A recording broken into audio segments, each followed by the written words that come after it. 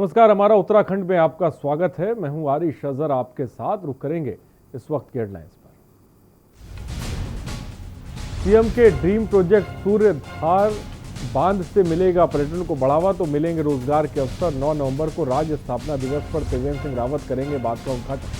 मुख्यमंत्री हुनर योजना से बेरोजगार महिलाओं को मिलेगा रोजगार। एलईडी बल्ब बनाने के प्रशिक्षण की हुई शुरुआत। पंच केदारों में तृतीय केदार भगवान तुंगनाथ की चल विग्रह उत्सव डोली पहुंची भनकुंड। अंतिम रात्रि प्रवास के बाद अगले पड़ाव के लिए रवाना होगी। उत्तराखंड कैबिनेट में कई प्रस्ताव पर लगी मुहर। निकायों में शामिल नए क्षेत्रों में हाउस टैक्स में 10 साल की। राज्य स्थापना दिवस के मौके पर बड़ी राहत। निकायों में शामिल नए क्षेत्रों में 10 साल तक भवन कर नहीं। देहरादून में अर्नब गोस्वामी की गिरफ्तारी पर दिखा रोष। महाराष्ट्र सरकार का दहन किया गया पुतला। अर्नब को रिहा करने की मांग की गई। आप देख रहे हैं के न्यूज, खबरों का सारथी। और देहरादून से खबर आपको बता रहे, कांग्रेस मना रही दलित एवं महिला उत्पीड़न विरोधी दिवस। उत्तराखंड में भी कांग्रेस का धरना प्रदर्शन जारी है। दलितों और महिलाओं पर बढ़ते उत्पीड़न के विरोध में ये प्रदर्शन किया जा रहा है। गांधी पार्क में प्रदेश अध्यक्ष प्रीतम सिंह के नेतृत्व में प्रदर्शन। दलितों और महिलाओं पर बढ़ते उत्पीड़न के विरोध में प्रदर्शन। गांधी पार्क में प्रदेश अध्यक्ष प्रीतम सिंह के नेतृत्व में प्रदर्शन किया गया है। प्रदेश भर में कांग्रेसी कार्यकर्ताओं का प्रदर्शन।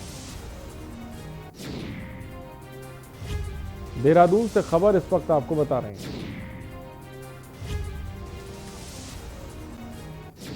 उत्तराखंड में भी कांग्रेस का धरना प्रदर्शन देखने को मिल रहा है। दलितों और महिलाओं पर बढ़ते उत्पीड़न के विरोध में प्रदर्शन।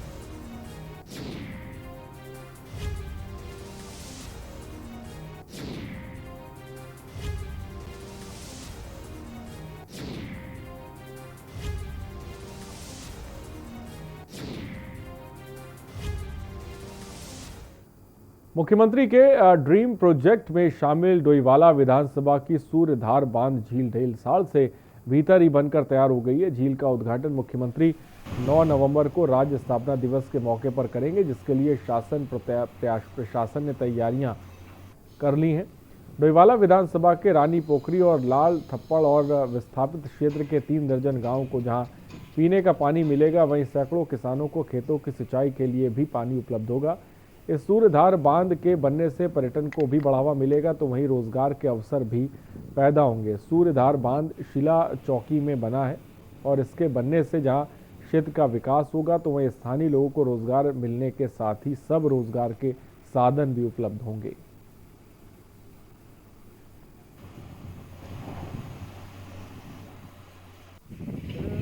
तारीख को जैसे आप बता रहे हैं 9 तारीख को इसका उद्घाटन होना संभव है, होगा। काम बहुत कम बचा हुआ है, थोड़ा सा काम बचा हुआ है जो मतलब 9 तारीख से पहले समाप्त हो जाएगा। क्या क्या बन रहा है यहाँ पे? यहाँ पे सर झील है, जैसे पूरी एक झील बनेगी, उसमें पानी इकट्ठा होगा तो सिंचाई के लिए यूज़ होगा, पीने के लिए, सिंचाई के लिए, दोनों कामों के लिए यूज़ हो रहा है सर। इस किया जा रहा है थिएटर के रूप में भी इसको विस्तारित किया गया है। इसमें जैसे कि आप बोटिंग वगैरह की भी रखी गई है। इसमें सूर्यधार बांध झील का निर्माण कार्य पूरा हो चुका है। कुछ ही दिनों में इसका जो है उद्घाटन होने वाला है, तो लगातार यहाँ पर तैयारी की जा रही है। हमने यहाँ पर देखा कि झील को पूरी तरह से जो है पूरा कर दिया गया है इसका निर्माण कार्य, और यहाँ पर एक मूर्ति भी लगाई गई है। तो क्योंकि 9 तारीख को सीएम साहब खुद यहाँ पर आ रहे हैं और इसका उद्घाटन करेंगे, तो हम कह सकते हैं एक बड़ी परियोजना है जो कि लॉकडाउन के बावजूद इसमें कार्य चलता रहा और बनकर तैयार हुई है।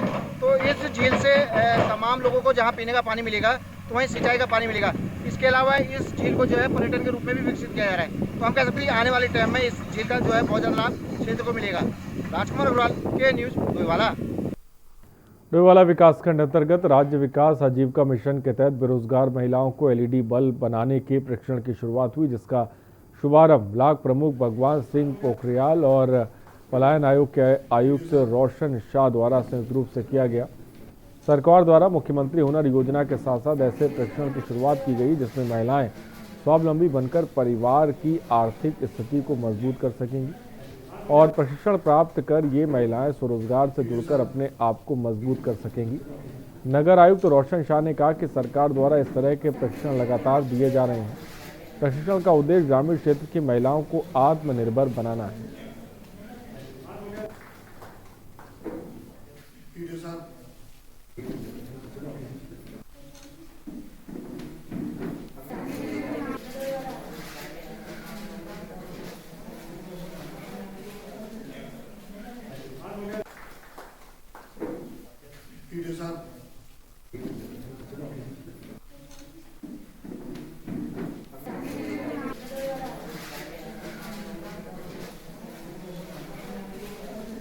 महिलाओं को आत्मनिर्भर बनाने के लिए इस प्रकार के कार्यक्रम आयोजित किए जाएं।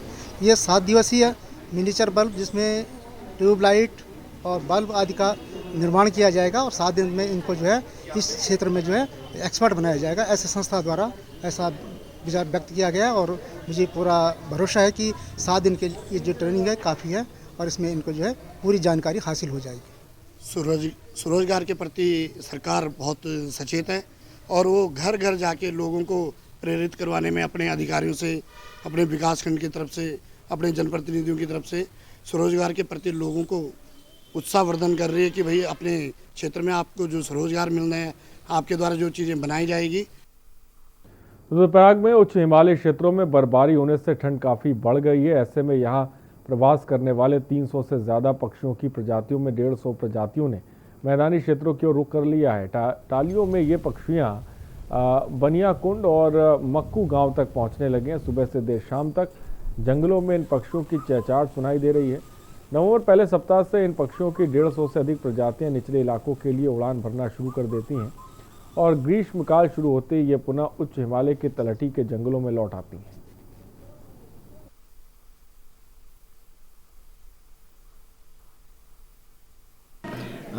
आपका विंटर सीजन जिसमें कि ऊपर उच्च हिमालय क्षेत्रों में बर्फबारी होती है तो उससे बहुत सारी प्रजाति की जो पक्षी हैं हमारे निचले इलाकों में आ जाती हैं जो कि आमतौर पे नहीं दिखाई देती। इस बार बहुत सारी ऐसी बर्ड्स हैं जो दिखाई दे रही हैं और काफ़ी अच्छी प्रजाति की हैं और इससे मैं समझता हूँ कि पर्यटन के साथ साथ जो प्राकृतिक सुंदरता है उसके साथ साथ जो ये वर्ल्ड वाचिंग के लिए जो जिला प्रशासन ने अभिनव पहल की है बहुत ही उपयोगी और कारगर सिद्ध। रुकते हैं एक ब्रेक के लिए, जल्द हाजिर होंगे।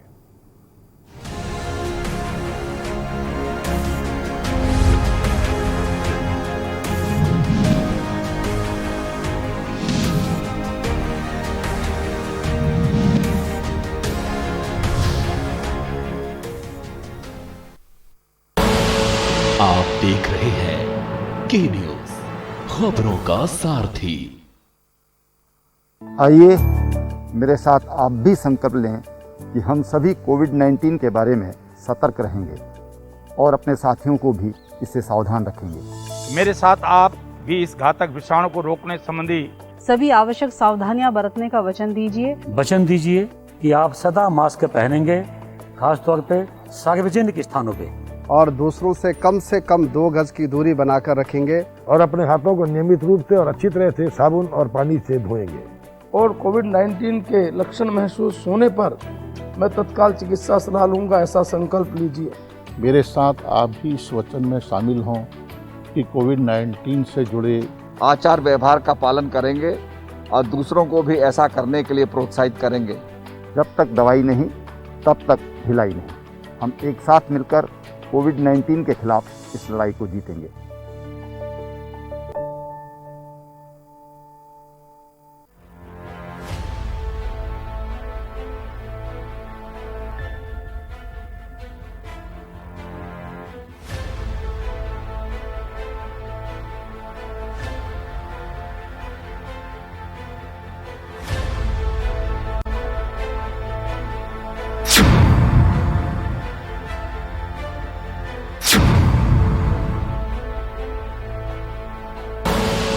आप देख रहे हैं के न्यूज, खबरों का सारथी।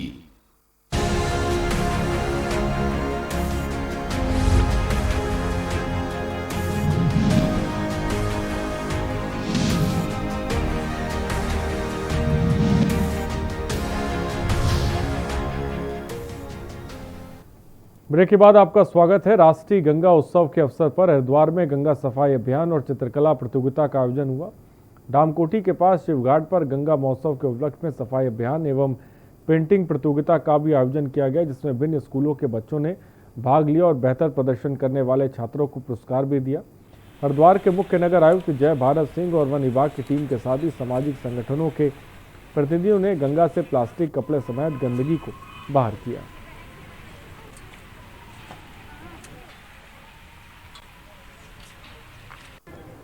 आज राष्ट्रीय स्वच्छ गंगा मिशन के अंतर्गत गंगा उत्सव का कार्यक्रम किया जा रहा है।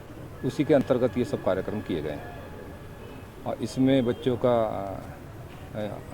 ड्राइंग कंपटीशन है। ड्राइंग कंपटीशन में थीम गंगा जी और उससे संबंधित है, उनकी स्वच्छता से संबंधित है। प्रत्येक रविवार सरकारी स्तर पर भी और जो स्वयंसेवी संगठन हैं या अन्य लोग जो गंगा जी के प्रति किसी न किसी रूप में जुड़े हुए हैं, उनके द्वारा सफाई अभियान चलाया जाता है। हमने आज भी उनसे आग्रह किया था कि इस कंपटीशन में भी जो बच्चे करें उसमें भी अगर उनके कोई साथी हैं उनको प्रतिभाग कराएं और स्वच्छता में हमारा सहयोग करें। और खटीमा नगर पालिका सभासद असलम अंसारी ने आत्महत्या की कोशिश की और इस दौरान ईओ के साथ धक्का मुक्की भी हुई। सभासद असलम अंसारी ने वार्ड की सफाई न होने पर नगर पालिका गेट के सामने आत्मदाह की कोशिश की, तो वहीं नगर पालिका ईओ के साथ सभासद की तीखी बहस के साथ धक्का मुक्की हुई। लेकिन इस पूरे हंगामे के बाद नगर पालिका के ईओ के साथ हुए व्यवहार को देखकर नगर पालिका ईओ की पत्नी बेहद डरी सहमी।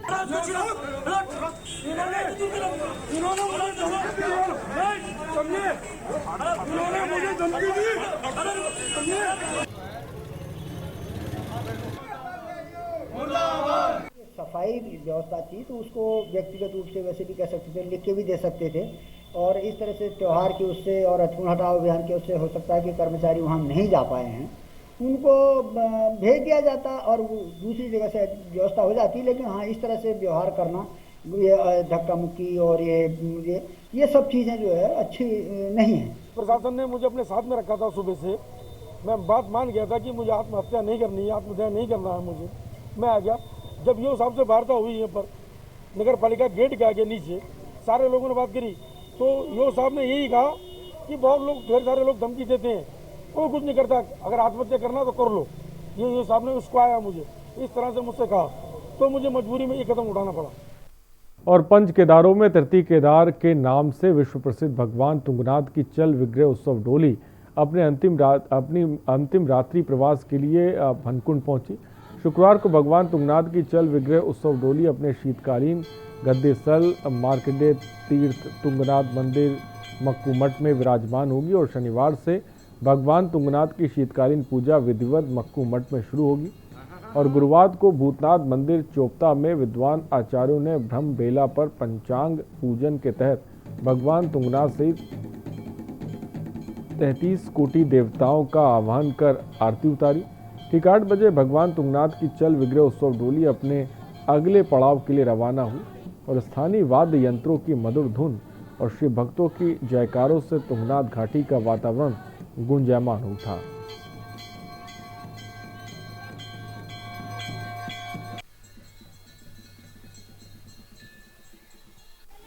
आज सुबह प्रातः 8 बजे भगवान तुंगनाथ की डोली चोपता भूतनाथ मंदिर से प्रस्थान करते हुए अपने विभिन्न पड़ावों से होते हुए बनियाकुंड दुगलबिठा होते हुए और हुडू नामक गांव में जो है यहाँ पे भगवान का अर्घ लगेगा। उसके बाद भगवान की डोली बनतोली नामक स्थान पे जा करके वहाँ पे 5 गांव जो भगवान तुंगनाथ के पंचगाई गांव हैं उनके गांवों के द्वारा आए हुए लोगों के द्वारा भगवान का भोग लगेगा और उसके बाद रात्रि विश्राम के लिए आज भगवान रात्रि प्रवास के लिए अपने भनकुंड नामक गुफा में जाएंगे। और देहरादून सचिवालय में मुख्यमंत्री त्रिवेंद्र सिंह रावत की अध्यक्षता में कैबिनेट बैठक हुई। इस दौरान शासकीय प्रवक्ता मदन कौशिक सहित कई कैबिनेट मंत्री मौजूद रहे। वह बैठक की जानकारी देते हुए मदन कौशिक ने बताया कि बैठक में कुल 20 बिंदुओं पर कैबिनेट की मोहर लगी है और एक बिंदु को अगली कैबिनेट में रखा जाएगा। उन्होंने बताया कि कैबिनेट में एक महत्वपूर्ण निर्णय लिया गया है। इसमें राज्य में कियोस्क निर्माण कर महिला उद्यमिता को प्रोत्साहन देने के लिए मुख्यमंत्री महिला उद्यमिता प्रोत्साहन योजना बनाई जाएगी, जिसमें शहरी क्षेत्र में महिला उद्यमियों के लिए 5100 कियोस्क प्रथम चरण के स्थापित किए जाएंगे।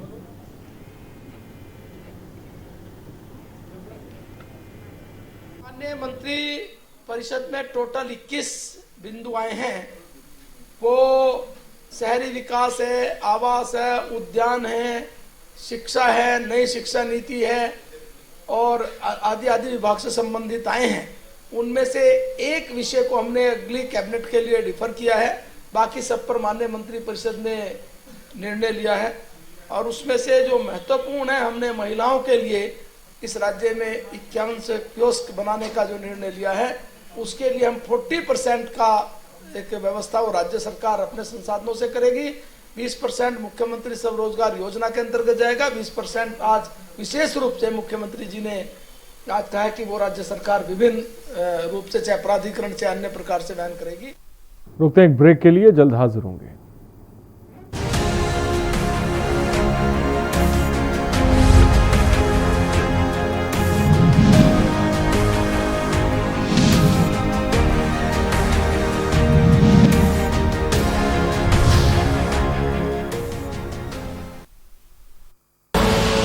आप देख रहे हैं के न्यूज, खबरों का सारथी।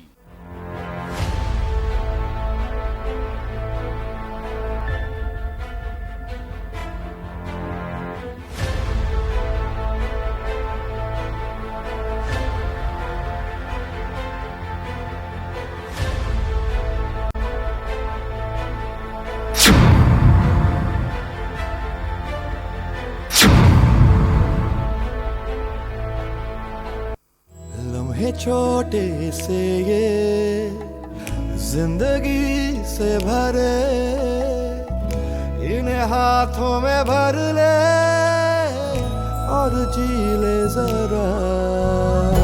मुसाफिरा तू है चला, मुसाफिरा रे। छोटे छोटे लम्हों का अनोखा सफर, कमला पसंद, अनोखा स्वाद। आप देख रहे हैं के न्यूज, खबरों का सारथी।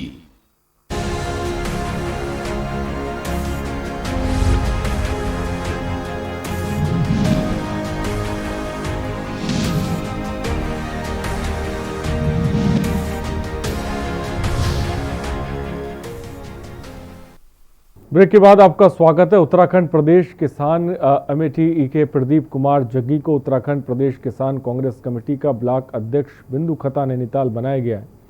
यह आदेश कांग्रेस के सुनील राठी पूर्व राज्य मंत्री उत्तराखंड के लेटर पैड पर आदेश हुआ है और इनसे जनता की कई सारी अपेक्षाएं जुड़ी हैं और इनका कहना है कि किसानों के हित में तेजी से काम करूंगा और जहां भी किसानों की समस्या आएगी उसको हर मंच पर उठाएंगे। और लोगों ने उनके घर आकर उनको ढेर सारी बधाई भी दी।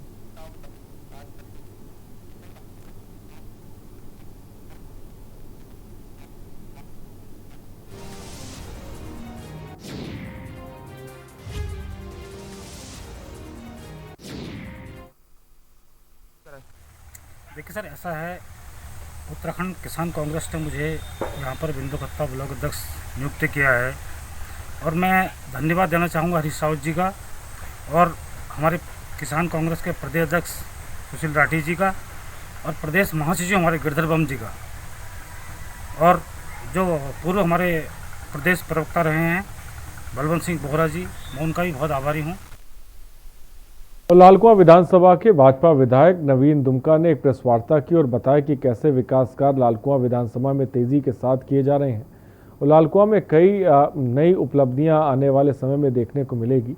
और इसके साथ नैनीताल दुग्ध उत्पाद के संघ के जितने भी कर्मचारी हैं उनको दीपावली में बोनस और दूध संघ से जुड़े हुए लोगों का जो भी पैसा रुका है उसको जल्दी रिलीज कर दिया जाएगा, जिससे उनको राहत मिल सके।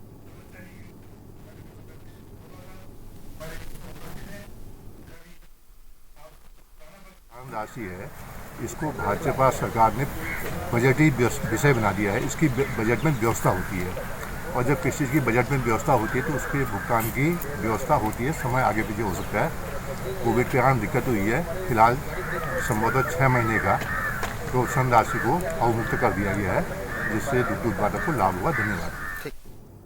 खबर देहरादून से। किसानों की समस्याओं को लेकर अब भारतीय किसान यूनियन ने उत्तराखंड में भी सड़कों पर उतरने का फैसला किया, जिसको लेकर यूनियन के राष्ट्रीय अध्यक्ष संजीव तोमर ने प्रेस वार्ता कर बताया कि उत्तराखंड में किसानों का गन्ना भुगतान लंबे समय से नहीं हुआ है साथ ही किसानों के बिजली कनेक्शन भी काटे जा रहे हैं। किसानों को अपने कामों के लिए तहसीलों के चक्कर काटने पड़ते हैं और इन सभी मांगों को लेकर भारतीय किसान यूनियन आने वाली 19 नवंबर को मुख्यमंत्री आवास का घेराव करेंगे।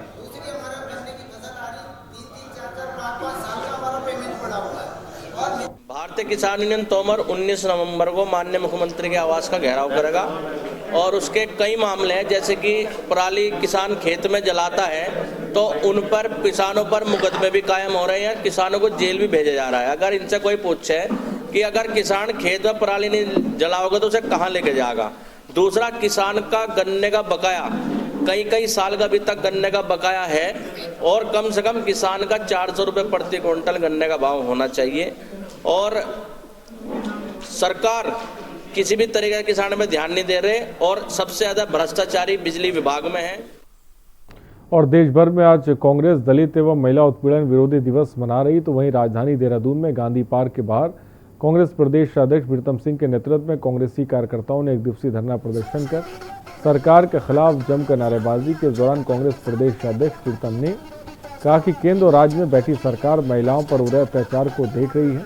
उन्होंने कहा कि दलितों का लगातार शोषण हो रहा है, उनको मिलने वाला हक भी नहीं मिल रहा है, लेकिन सत्ता में बैठे लोग मदमस्त होकर सब देख रहे हैं और अनजान बने हैं। कांग्रेस ने सरकार को चेतावनी देते हुए कहा कि महिलाओं और दलितों पर अत्याचार बंद किया जाए।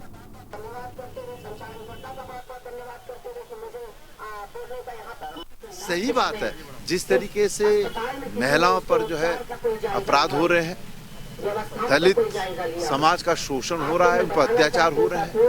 हमारी राष्ट्रीय अध्यक्ष सोनिया गांधी जी ने कांग्रेस जनों का आह्वान किया कि वो जो है आज के दिन जो पूरे देश के अंदर धरना प्रदर्शन करने का काम करें। उसी कड़ी में उत्तराखंड राज्य में भी हमने धरना प्रदर्शन का कार्य किया। आज हालत आपके सामने हाथरस की घटना है और यही उत्तराखंड राज्य के अंदर सत्ता पक्ष के एक नहीं दो जो है पदाधिकारियों द्वारा, विधायकों द्वारा जो है महिलाओं का शारीरिक शोषण किया जाता है, लेकिन कोई कार्रवाई नहीं होती है। तो ये बहुत गंभीर विषय है। और गंगोली हाट विधानसभा के विकास कार्यों की समीक्षा के लिए विधायक मीना गंगोला की अध्यक्षता विकास खंड सभागार बैठक आयोजित की गई, जिसमें जिला स्तरीय अधिकारी नहीं पहुंचने पर विधायक ने कड़ी नाराजगी जाहिर करते हुए पूर्व में सूचना होने के बाद बैठक में उपस्थित नहीं होना गंभीर बात है और डीएम ने उपस्थित नहीं होने वाले अधिकारियों का वेतन रोकने और उनका स्पष्टीकरण मांगने के साथ अधिकारियों की कार्यप्रणाली को विधानसभा में उठाने की बात कही। समीक्षा बैठक के दौरान विधायक ने निर्माण कार्यों में कोई गुणवत्ता खराब होने पर तय समय के भीतर काम नहीं होने पर कार्रवाई करने की बात कही। वो है केंद्र है आपका। और जिलाधिकारी वंदना सिंह के निर्देश पर गौरीकुंड से केदारनाथ धाम पर पैदल यात्रा मार्ग पर संचालित घोड़ा खच्चर संचालकों के उड़नदस्ता टीम ने अभियान के दौरान 84 चालान किए। जिला आपदा प्रबंधन टीम और यात्रा मैनेजमेंट फोर्स के नेतृत्व वाली टीम ने 2 दिन तक इन चालानों के संयोजन से 42,000 रुपये अर्धदंड के रूप में प्राप्त किए। बता दें कि जिलाधिकारी के निर्देशानुसार डीडीआरएफ और वाईएमएफ के सहयोग से गौरीकुंड से केदारनाथ तक टीम ने विशेष रूप से अभियान चलाया।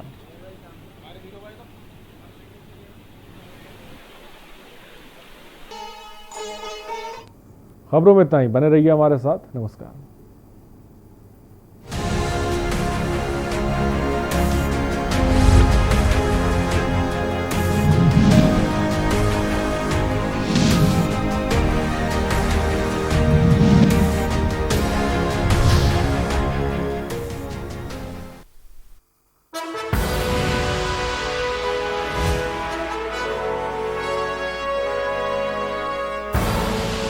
आप देख रहे हैं के न्यूज़, खबरों का सारथी।